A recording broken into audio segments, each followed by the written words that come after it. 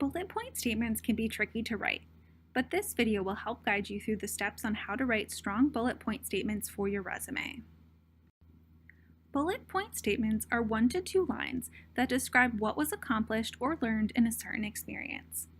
They are one of the most critical components to your resume because they allow the employer to understand how each experience relates to the one for which you are applying, as well as describes the quality of your work and capitalizes on your transferable skills. Bullet point statements can be challenging to write.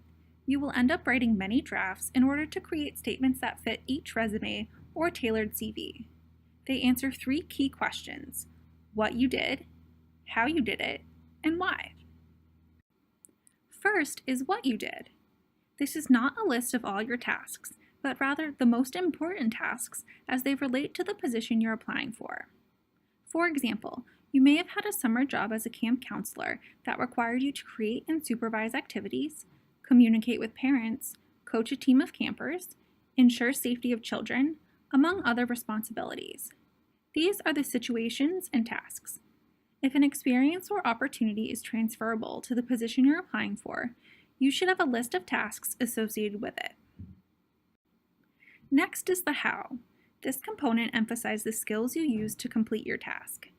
Think about how you carried out the tasks or situation, including methods and procedures. Take the task of coaching a team of campers. How many children did you coach? What were their ages? What type of sport? This provides context to what you were doing and explains how you accomplished it. Be sure to identify transferable skills when describing the how. Coaching a team of campers involves coordinating, communicating, organizing, and probably some multitasking skills.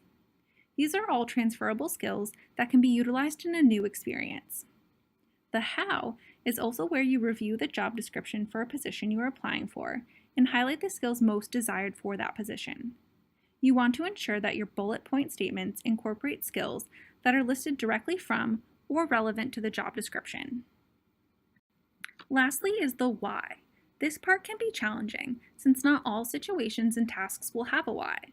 But consider the end result, both for what was important to the actual position and how can it be relevant to a future employer or graduate school. If you're having difficulty thinking about the why, consider the question, so what? There must have been a reason the company or organization had you do this task. So what was the reason? In our camp counselor example, your end result would be so that camp counselors learn volleyball techniques and rules. It could also be to teach teamwork and cooperation, or to foster a sense of respect for an opponent. It doesn't always need to be a big, elaborate reason. Once you have all of your components, you can build your bullet point statement.